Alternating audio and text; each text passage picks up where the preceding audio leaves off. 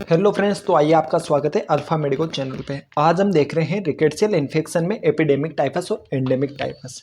इससे पहले मैंने रिकेट्सियल इन्फेक्शन का फर्स्ट वीडियो डाला था जो कि रॉकी माउंटेन फीवर पे था। ठीक है, अब आप देख रहे हो टाइफस। टाइफस में एपिडेमिक टाइफस सबसे पहले हम बता दिए रिकेट्सियल इन्फेक्शन होता है। यहाँ पे भी क्या लिख दिए, एंडेमिक में भी ये रिकेट्सियल इन्फेक्शन है। फिर पैथोजन, पैथोजन क्या होगा? पैथोजन एपिडेमिक टाइफस का पैथोजन होता है रिकेट्सिया प्रोवाजेकी। आप प्रोवाजेकी, ठीक है। और एंडेमिक टाइफस का कौन है? Rickettsia typhi.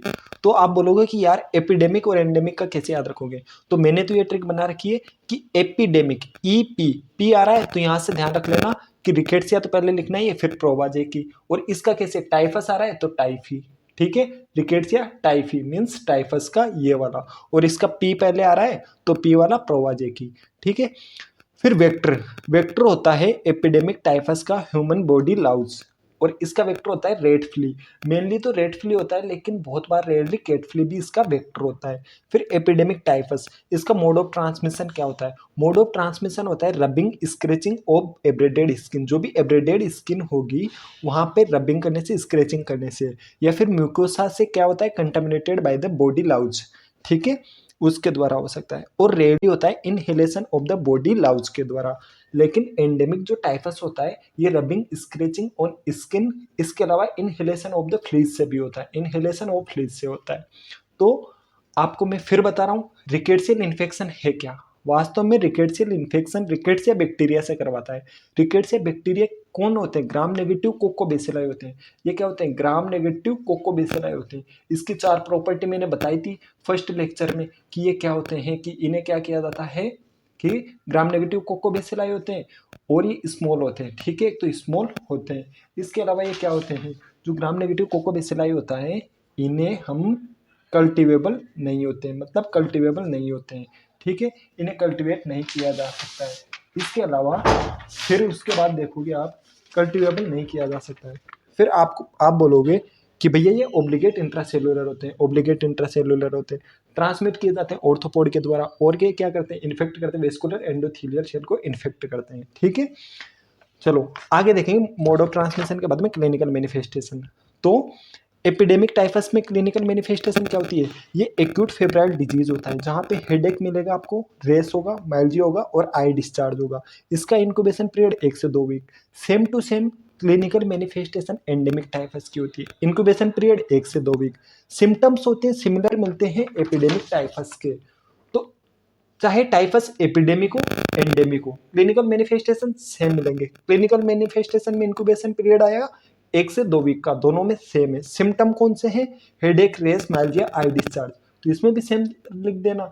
लेकिन यहाँ पे क्या होता है, जो आप देखोगे कि जो रेस होते हैं क्लिनिकल मैनिफेस्टेशन में, आपने बोला एपिडेमिक टाइफस के कि जो रेस मिलता है ये 5वें दिन पे ट्रंक पे मिलेगा। सबसे पहले कहाँ पे मिलेगा? ट्रंक के ऊपर मिलेगा 5वें दिन में। लेकिन उसके बाद में जनरलाइज हो जाएंगे पूरी बॉडी के अंदर, लेकिन ये पाम, सोल और फेस में नहीं पाए जाते हैं। फिर माइल्जिया हो गया।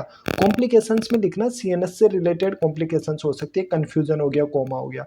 और एक चीज, एक डाटा याद रखना कि 7 टू, यदि इसका ट्रीटमेंट नहीं किया जाता है एपिडेमिक टाइफस का, तो 7 to 40% केसेस में ये फेटल होता है, ठीक है। अच्छा, तो आपको मैं एक बार बता दूं एपिडेमिक टाइफस रिकेट्सियल इन्फेक्शन है। पैथोजन कौन होता है? रिकेट्सिया। पी से याद रखना प्रोवाजेकी। वेक्टर कौन होता है? ह्यूमन बॉडी लाउज होता है। मोड ऑफ ट्रांसमिशन क्या है? रबिंग, स्क्रैचिंग, एब्रेडेड स्किन हो गया, म्यूकोसा हो गया। रेयरली होते हैं inhalation of the body louse. Clinical manifestation में आप लिख देना इंक्यूबेशन पीरियड 1 से 2 वीक का है। रेस मिलेंगे, रेस कहाँ पे होंगे भैया? आपकी 5वें दिन मिलेंगे सबसे पहले ट्रंक के ऊपर, लेकिन बाद में जनरलाइज हो जाते पूरी बॉडी में, पाम, सोल और फेस में नहीं मिलेंगे। माइल्जिया होगा। कॉम्प्लिकेशंस में लिख देना सीएनएस से रिलेटेड कॉम्प्लिकेशंस होगी, कंफ्यूजन और कोमा होगा। एंडेमिक टाइफस इसका जस्ट वही रिकेट्सियल इन्फेक्शन है। पैथोजन इसका लिख ही देना है ना, रिकेट्सियल टाइफी इसका पैथोजन होता है। वेक्टर लिख देना। फ्लू होता है, रेड फ्लू होता है, मेन कैट फ्लू कभी कभी होता है। मोड ऑफ ट्रांसमिशन में वही रबिंग, स्क्रैचिंग हो गया, एब्रेडेड स्किन होगा, और इनहेलेशन ऑफ फ्लीज से भी होता है, लेकिन यहाँ पे बहुत रेयर होता है इसके द्वारा, ठीक है। क्लिनिकल मैनिफेस्टेशन भाई इसके जो सिम्टम्स है सेम टू सेम होते हैं किसके? एपिडेमिक टाइफस के। लेकिन ये क्या होते हैं? माइल्डर होते हैं और बहुत ही रेयर फेटल होते हैं। लेकिन आपने देखा था ना यहाँ पे 7 to 40% केसेस में फेटल था। कॉमन सिम्टम्स कौन से होंगे? वही फीवर हो गया, हेडेक हो गया, माइल्जिया हो गया, रेसेस हो गया। तो बस ये सभी कर देना। ओके, तो आपने यहाँ पे देख लिया एपिडेमिक टाइफस और एंडेमिक टाइफस। अगर इनमें से कोई भी आता है ना, टाइफस का एपिडेमिक टाइफस आ सकता है, एंडेमिक टाइफस आ सकता है, तो ये चीज कर देना। फिर इसके बाद में आपका क्या बता, लैब डायग्नोसिस। तो लैब डायग्नोसिस के लिए मैं एक वीडियो अलग से डालूंगा जो कि रिकेट्सियल इन्फेक्शन की सारी की लैब डायग्नोसिस को बताएगा। भाई लैब डायग्नोसिस में यहाँ पे 4 तरह के लैब डायग्नोसिस करते हैं। एक तो सीरोलॉजिकल कर सकते हैं, हिस्टोलॉजिकल लैब डायग्नोसिस कर सकते हैं, ठीक है, सीरोलॉजिकल कर सकते हैं, हिस्टोलॉजिकल कर सकते हैं, एक आइसोलेशन, और एक होगा मोलिकुलर। मोलिकुलर में कौन होगा, पीसीआर और आरटीपीसीआर होगा। उसमें वो क्या करेगा, 16 आरएनए को डिटेक्ट कर लेगा।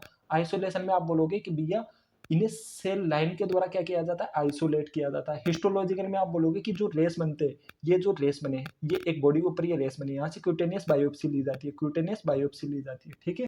और ये बोलोगे सीरोलॉजिकल। सीरोलॉजिकल 2 तरह के होते हैं, स्पेसिफिक, नॉन स्पेसिफिक। स्पेसिफिक में कौन कौन हो जाएगा, एलाइजा हो गया, आईएफए हो गया, और नॉन स्पेसिफिक में कौन आएगा, व्हील फ्लिक्स आएगा, जो कि एक इंपॉर्टेंट होता है, ठीक है।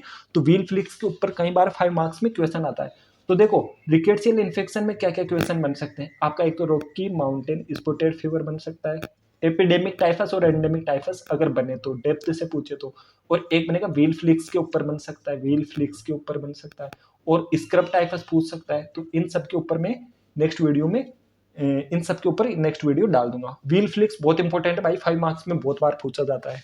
ओके, तो ठीक है, मिलते हैं नेक्स्ट वीडियो में।